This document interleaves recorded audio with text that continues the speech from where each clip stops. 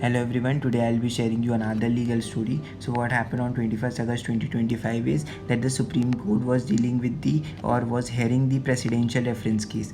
Okay, so the bench of the Supreme Court asked that what if the governor hold the bill for the indefinite period of time, right? Will the court will become powerless in such cases when the governor hold the bill for indefinite period of time, right? Because what happened in such cases when the governor hold the bill for indefinite period of time is that the legislature will become defunctional, right? And since the legislature is becoming defunctional, will the court be powerless, or they have the power to intervene in such scenarios when the governor hold the bill for an indefinite period of time, right?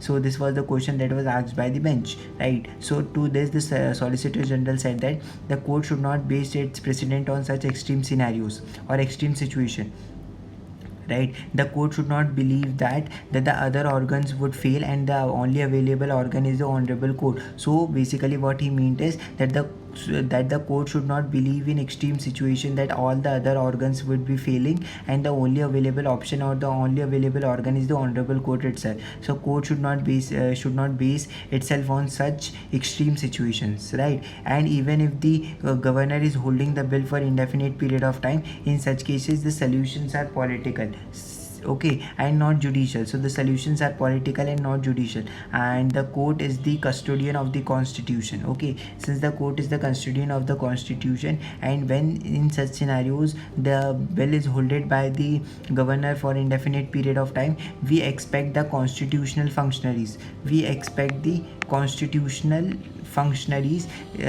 to be responsible, right? Because they are the one who are answerable to the people.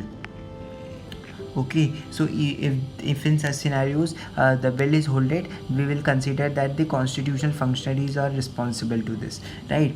And then Justice Narsimha, honorable justice, he asks that let because since the constitutional immunity is granted to the governor, right? As to why he granted assent, why he refused, or why he referred it to the president, right? Since the immunity is granted regarding these questions to the governor, right? And he pointed out the Kesare Hind judgment that there is a distinction between the actual decision taken by the governor and the decision making process. So he pointed out this judgment, the Kesare Hind judgment, and said that there is a distinction between the actual decision taken by the governor and the decision making process, right? And in case of the actual decision taken by the governor, since the governor is immune, the judicial review is barred, right? But when it comes to the decision making process, it is not immune. So in case of decision making process, the governor is not immune, and in case he is open to the in such case he is open to the judicial review. Okay, Justice Narsimha asked that if the governor is neither assenting, if the governor neither assent nor he rejects nor he refer it to the president and keep the bill pending, right? And keep the bill pending with himself, then in such cases will the immunity protect the governor's inaction, right? Because he is neither rejecting, neither assenting, neither referring it to president and just keeping the bill pending. Will the immunity still be granted to the governor in such cases, right? So the solicitor general clarified his argument that his argument are not based upon any immunity, right? His argument are not based upon any immunity. Rather, what is happening here is that the basis of his argument is that whether the court can take over the decisions of whether the court can take over the governor's decision making process. This is what his arguments are based upon, right? CGI Gawai, he observed that since the let's say the bill are passed by the both the houses unanimously, let's say, okay, and in such cases if the governor neither assent, okay, neither rejects nor he refer it to the president, and the governor does not exercise the article 200 proviso. Article 200 proviso is returning of bill to the houses for the reconsideration. So neither is assenting, neither rejecting, neither referring to the president, neither he is returning back the bill to the houses for reconsideration. He is just kept the bill pending, right?